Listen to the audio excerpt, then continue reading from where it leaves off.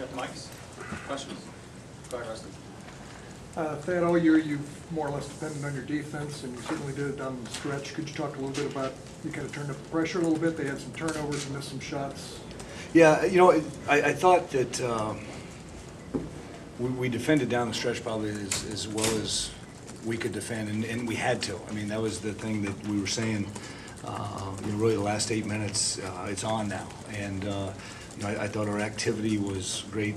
Sam's challenge of Payne's three, you know, they took the timeout, we drew the play. If they ran against Wisconsin, we actually went through it a shoot around today. So it's like, all right, fellas, chances are they may try to run this again. And we get buried, and Sam comes out of nowhere and challenges that shot. It was an unbelievable play, but that was, like I said, that was probably the difference for us in terms of winning the game, because we kept shooting ourselves in the foot with the free throws, and but we did keep defending. Payne misses that three at the end, and Aaron dives on the floor, gets the rebound. Coaches have called it poetic justice in terms of how he ends his career in Columbus. Just what was kind of your vantage point on the play, and what do you think of his performance today? Well, as only Aaron Kraft could do, he comes over and says, "Why did you call timeout? It was a possession. We didn't have to waste the timeout." I said, "I didn't call the timeout." And Sam Thompson chimes in and says, "I called the timeout." No, it was a big time play. You know, but for him to have that awareness and question my coaching intellect. Will you forgive him? I will. Yeah, trust me, I will forgive him. I'm not going to forgive him on the free throws though. But you know, just a big time play. And you know, like I said, with Renzel and Aaron, you know, you look at all the memories they have in this building over a course of 4 years. And to end it this way is just, it's a great feeling for a coach. Is there a more appropriate play for Aaron? I mean, it kind of sums up his 4 years and him seeing the ball come off on a rebound and diving on there. I mean, is there anything more? I don't know. I mean, I haven't seen it yet, but I would say that that would probably be the most fitting in to an Ohio State guy's career. You know, in his last home game to make that play, and just, you know, just his awareness. I mean, he was in timeouts and he was saying, we're not losing, we got to make plays, and for him to come up with that, it was, like you said, I don't know if it could describe his career any better than that. For the seniors, this was, you know, coming into this game at least, was the first time in their careers where you guys were having some trouble in March. What does a win like this do for your team going into the postseason now? Kind of felt normal in here after this game, like it has the last few years after this. Yeah, you know, I don't know. I think that we learned a lot about ourselves in this past week. You know, we've gone at our guys in terms of our practices. You know, it's funny because there was a point in practice yesterday where one of them said, I heard it out of my ear, he said, does he know we got a game tomorrow? And it was the perfect opportunity, because I said, see, this is where we break, and you just broke, and we can't break tomorrow. And we went on and had a great practice. And but we've challenged them, and I told them, I told them this morning at shoot around, I said, we are a better basketball team than we were a week ago. And I thought they played like that today. Bob? I'm sorry, go ahead. Everyone's asking about the appropriateness of Aaron Kraft ending his career that way, but just as a game as a whole, if you could script this perfect ending for both Aaron Kraft and Renzel Smith, how would it have been any different than what happened today? The only thing that may have been better if we had made our free throws, we could have dribbled the clock out, because I would have relaxed a little bit more. But, you know, I think for both those guys, and you look at their stat lines and just all the things that they contributed to this team, or to this win today, it's definitely a great ending to their time in Columbus. Not their time at Ohio State, but hopefully we still have a lot of basketball to play.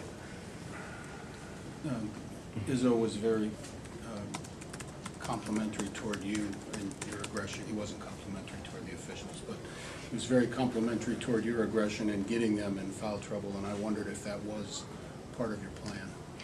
You know, it is. And adjust as you see how the game's going. Yeah, it wasn't, I wouldn't say, you know, going in, we said, hey, we're gonna really try to get to the foul line.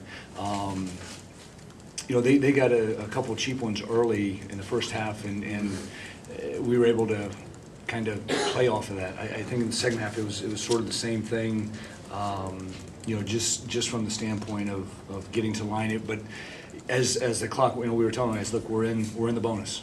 You know, keep attacking. Yeah, they were obviously very, very good from three tonight. Was there any point in the game that you kind of said to yourself, you know, here we go again? Yeah, you know, it's funny because we had done the numbers on their wins and their losses, and we told our guys, look, we can't give them more than 7 threes. And I've said, you know, that's going to be tough for us. If they hit 7 or more threes, we're in trouble.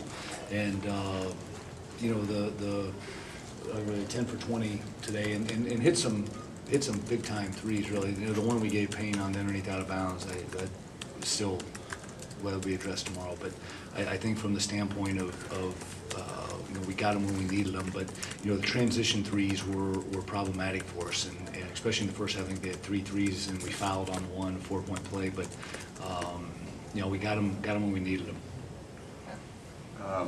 Sam said that they got a transition dunk off of the press with like 7 minutes left, and you called the timeout, and Sam said the message was press off, we got to just defend them in the half court. Just from that point of 9-2 was just talk about defensively what you were able to do down the stretch and what the message was during the Yeah, see, everybody timeout. calls him a radio show and says you need to be pressing all the time.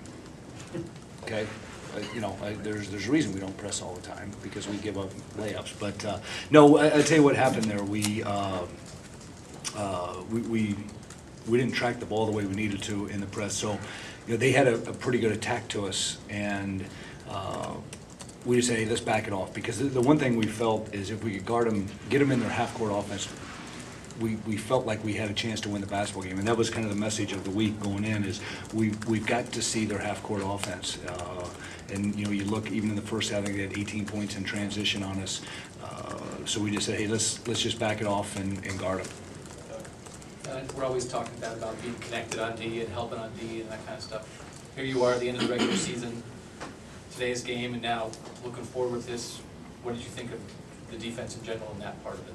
Well, I thought it was one of our better, in terms of consistency, defensive games for the season. You know, that was a high-powered college basketball game. I mean, there were some plays made on both sides that were incredible plays.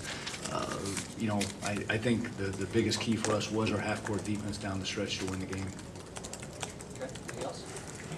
Thanks, guys. Just real quick, Pat, is there ever there were times when you guys would like execute like one great play and everything works and get a basket, and like Gary Harris just went down the stretch, and then you guys like execute work and get it, and he comes down the stretch. And like moments like that, it's like, you know, guys give you a future first-round pick. It's just what do you do in moments like that when the other team has guys who just can do that sometimes? Take a deep breath, analyze the situation, and just keep coaching. Yeah, like our execution on underneath out of bounds play, on the one where my man was wide open, didn't see it. Deep breath. So deep breath, just do a deep breath.